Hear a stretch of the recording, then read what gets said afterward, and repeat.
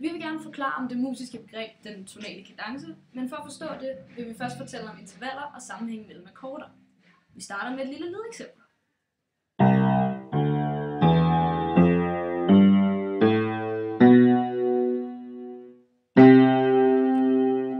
Hvad skete der her? Det skuer næsten i ørerne, når vi hører den her, uden bagefter at høre. Det er det, vi kalder ledetoner. Det fører os hjem. Hvis vi tager udgangspunkt i C-dur-skalaen i tonearten C, hvor der ingen fortegn er der et bestemt interval mellem de forskellige trin i tonearten, som vi ser på billedet. Disse intervaller, hvor der står en halv tone, er ledetoner. Kort forklaret, så skaber de spænding, og de leder over til den næste tone. De fører os altså hjem, og de skaber fremdrift. En akkord er bygget op af første trin, tredje trin og femte trin. Altså grundtone, terts og kvint.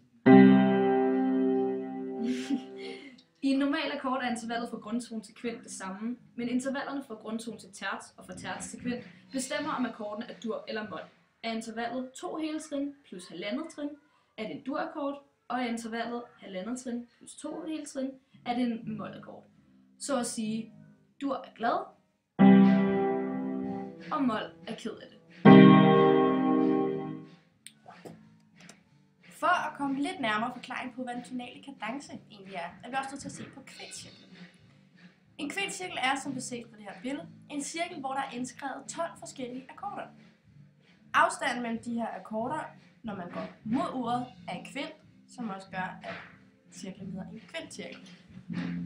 Kvintcirklen er et redskab, der bruges i harmonisering, hvor den kan hjælpe os med at finde tonikaen, dominanten og subdominanten, som vi kommer ind på lidt senere. Der er 2 rækker akkorder, hvor den inderste cirkel er mol-akkorder, og hvor den yderste cirkel er dur-akkorder. Går man til venstre, altså mod uret, har man et kvintfald.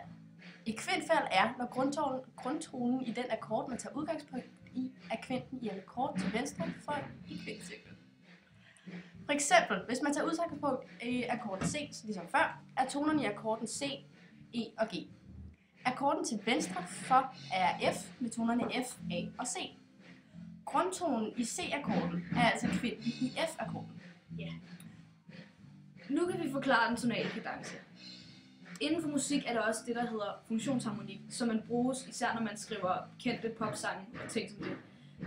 Og der kan det her hjælpe til at finde de akkorder, som sørger for spænding og fremdrift i sangen. Altså de akkorder, der har ledetoner til hinanden.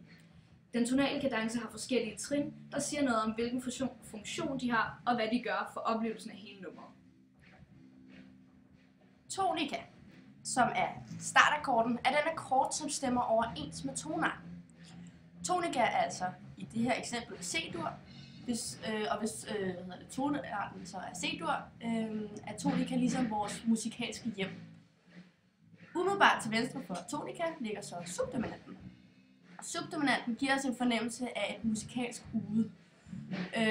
Det er dog stadig et sammenhæng, da C-dur har en ledetone til F-dur.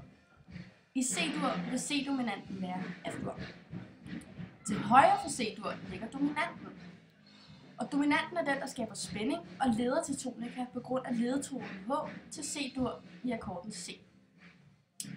Den tonale kadence er altså tonika, subdominant og dominant til tonika, altså ude, spænding og hjemme igen, hvor vi ligesom får den følelse af, at vi kommer hjem til vores grundtone. Og hjem igen. Det er altså en tonale kadence, Så hvis vi lige ser, vi har et lille eksempel på det her. som vi spillede før. Så er der C, så er der F, så er der G, og så er der tilbage hjem igen til C-dur. Så altså tonika, efterfulgt af en subdominant, efterfulgt af en dominant, og til sidst en tonika igen.